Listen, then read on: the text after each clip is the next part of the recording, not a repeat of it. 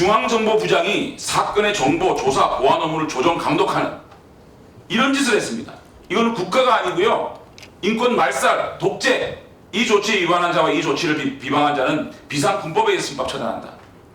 이거는요, 민주공화국을 무시한 포괄적 독재 아니겠습니까? 미디어 오늘 긴급조치 9호 위반 관련된 판결에 있어서 저는 굉장히 실망스럽습니다. 그 후보자께서는 여러 다양하게 사회적 약자라든지 국민의 기본권 보장 문제라든지 이런 것에 대한 좀 적극적인 판결을 많이 해오셨어요. 근데 긴급조치 9호 위반 사례에 대해서는 저는 이게 그냥 공무원처럼 대법원 판례에 쫓아다닌 영혼 없는 법관의 모습이 아니었느냐.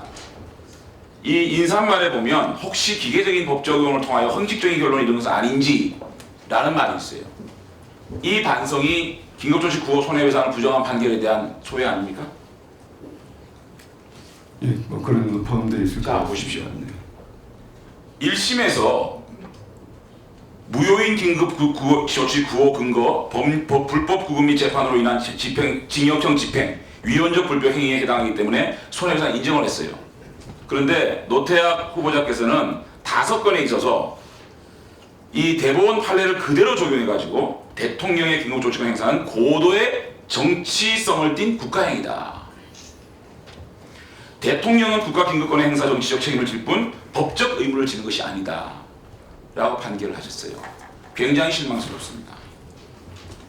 우리 후보자께서도 긴급조치 유신 시절 삶을 관통했다고 봅니다.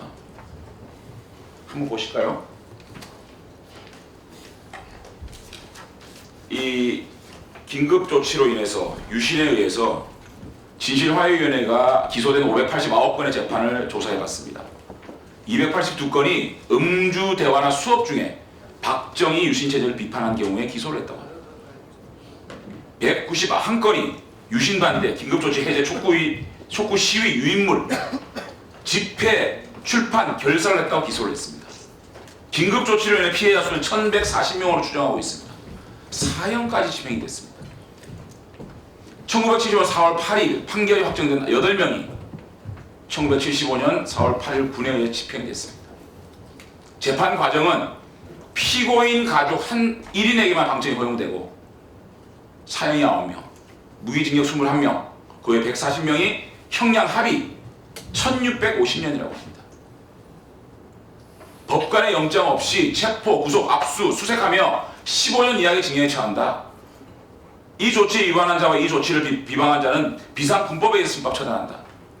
이거는요, 민주공화국을 무시한 포괄적 독재 아니겠습니까? 이러한 인권이 말살된 그분들이 국가에게 손해배상을 청구한 겁니다.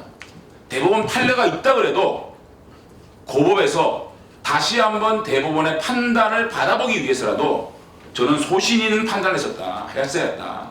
국가 권력이 국민의 삶을 짓밟고 인권을 유린한 긴급조치 9호 위반에 그 억울하게 옥살이하고 국민들이 출판, 집회, 결사에 그 자유를 억압당하고 그 시절에 한이 손해배상을 청구를 했는데 국가는 따뜻하게 이들에게 보상을 해야 되는 것이 당연한 거 아닌가.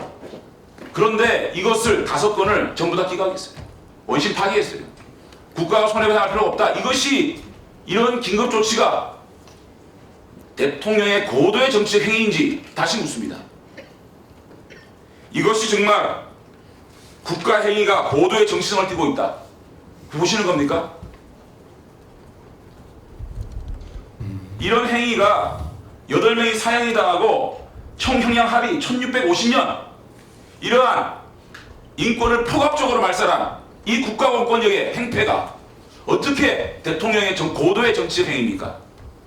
진정으로 그렇게 생각하십니까? 저는 그렇게 생각하신다 그러면 대법관을 자격이 없다고 생각합니다. 중앙정보부장이 사건의 정보, 조사, 보안 업무를 조정, 감독하는 이런 짓을 했습니다. 이거는 국가가 아니고요. 인권 말살, 독재. 양승태 코र्트가 이런 판례를 남겼다고 하더라도 본인의 소신이 이것은 독재고 인권 말살이라고 생각했다면 소신 있는 판단을 했어야 됐다. 그 판결에 의해서 다시 한번 대법원의 판례를 조정할 수 있는 그런 역할을 했어야 되는 거 아니냐. 그런데 박지원 의원의 말씀에 사과를 하지 않았어요. 진정으로 이것이 고도의 정치적 행위라고 생각하십니까? 본인의 소신을 말씀해 주시기 바랍니다.